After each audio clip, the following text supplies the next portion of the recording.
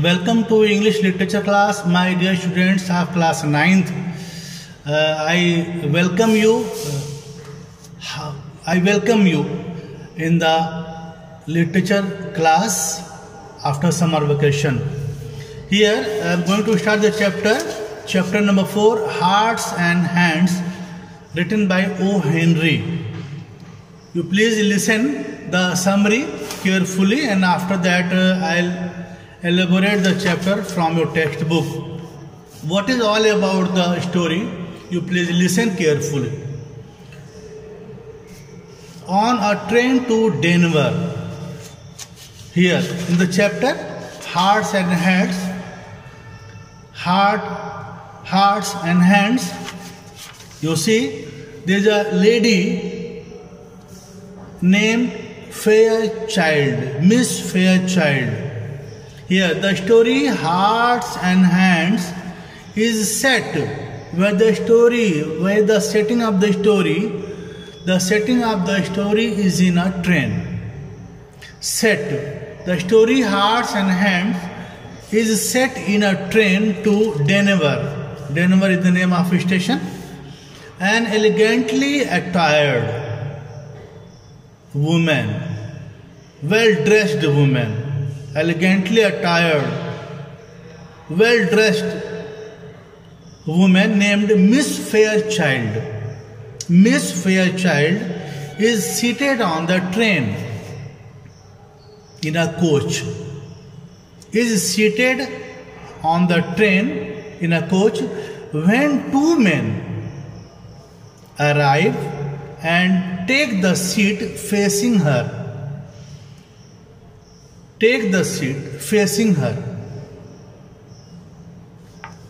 One is of handsome presence.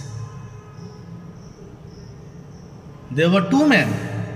One is of handsome presence with a bold, frank countenance and manner, and the other is a ruffled, glum-faced person.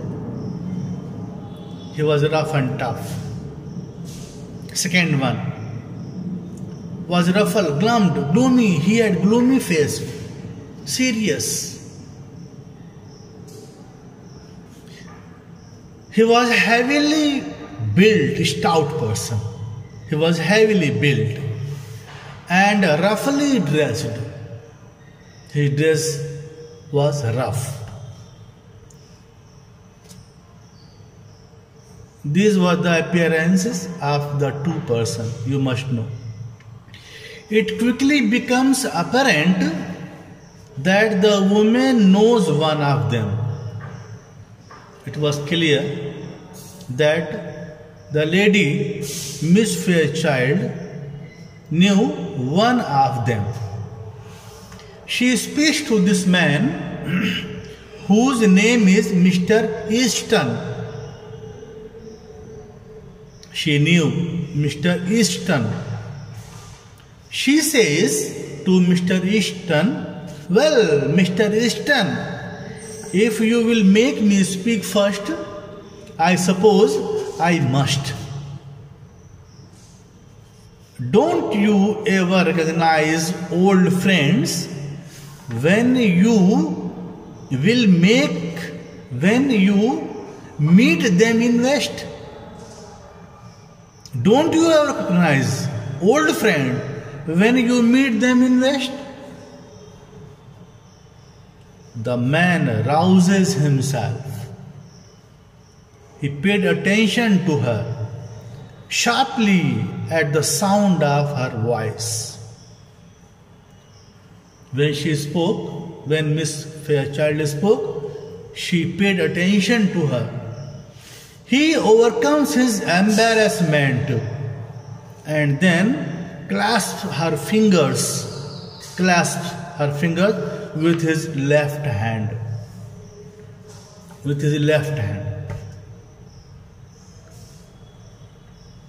He overcomes his embarrassment and then clasps her fingers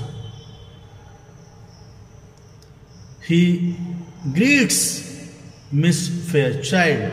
He clasps her fingers with his left hand.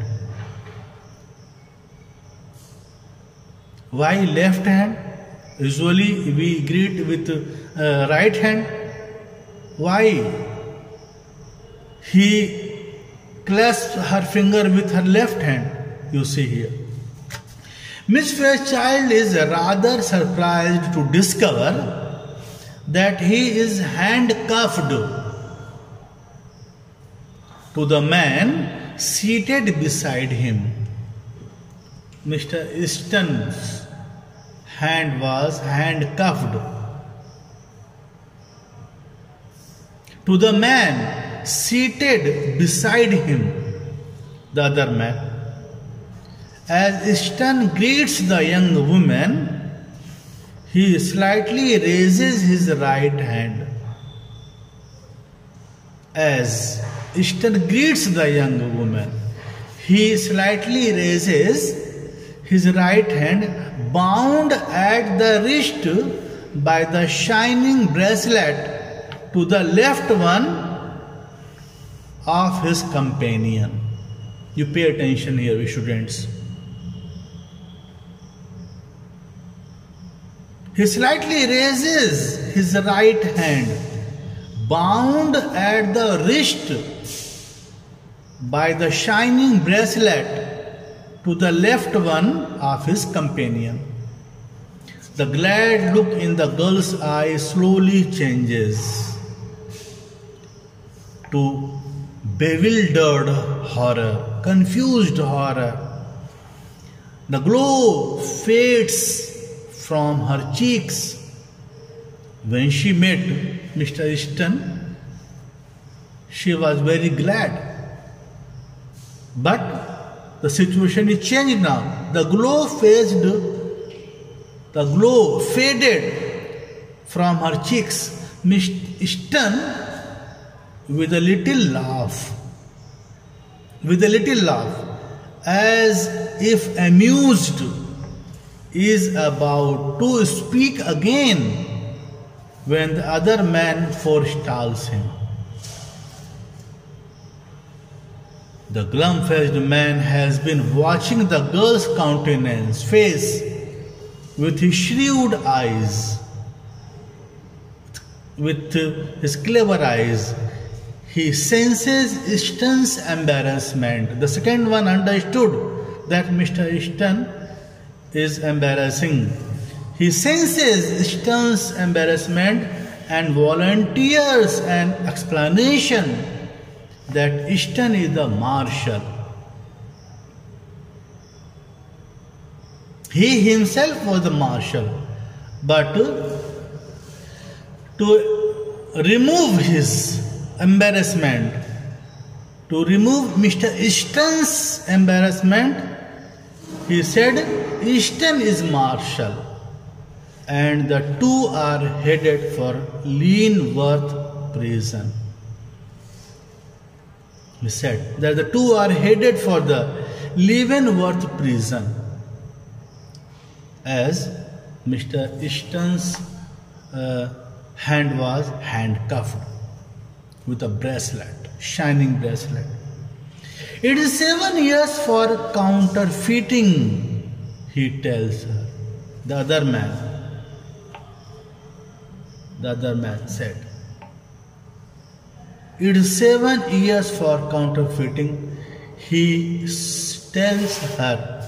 As the conversation continues, the woman is surprised to learn that Easton has discarded his life in Washington to become a marshal in the West. But she finds the West agreeable as well.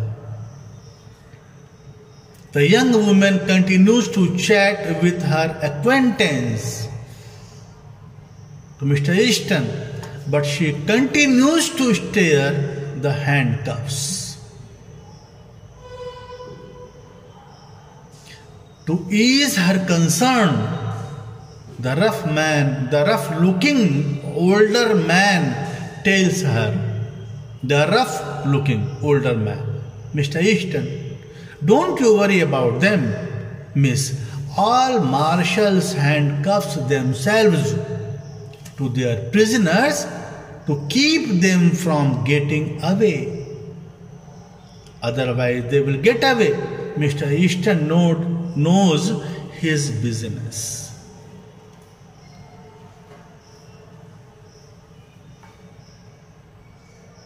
He said that Mr. Easton is marshal and he handcuffed him. And what was the reality, student? The other man who was sitting beside Mr. Easton was a real marshal. But to remove Mr. Easton's embarrassment before the lady, before Miss Fairchild, he said that Mr. Easton is marshal and he is going for counterfeiting for 7 years in Leavenworth prison. Will we see you again soon in Washington? Asked the girl. Not soon, I think. Because what was the reality? Mr. Easton knew it, that he is going to the Leavenworth prison for 7 years. So he said, not soon, I think, said Easton. My butterfly days are over, I fear. Now I am not free. My butterfly days are over, I fear. As the two men stand to go to the smoker car, the young woman bids Mr. Easton goodbye. All the while, two passengers seated nearby have listened to the conversation. One remarked that Mr. Easton seems too young to be a marshal. Mr. Easton seems too young to be a marshal. The other was eavesdropping, overheard. Passenger corrects the mistake. One that the young woman and readers have likely made as well, saying that Mr. Easton is not the marshal. Mr. Easton is not the marshal. He is the counterfeiter. They understood. The passenger understood, who was sitting nearby. Oh, didn't you catch on? Didn't you understood? Didn't you understand? The passenger say, did you ever know an officer to handcuff a prisoner to his right hand? Did you ever know an officer to handcuff a prisoner to his right hand? Always a prisoner is handcuffed to his left hand.